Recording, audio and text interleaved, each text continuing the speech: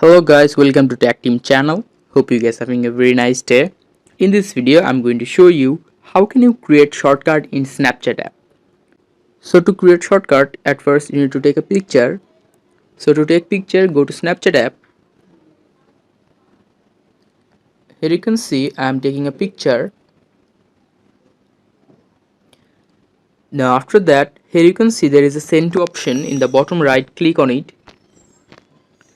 Now after that, here you can see there is a plus icon under search icon. Just click on it, and you need to just select an emoji. Just click on choose emoji in the top.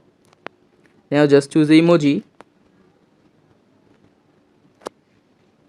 and after that just select the persons here,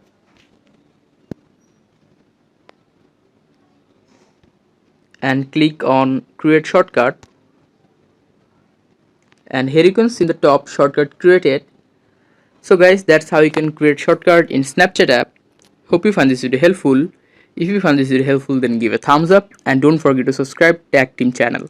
Thank you so much for watching the video.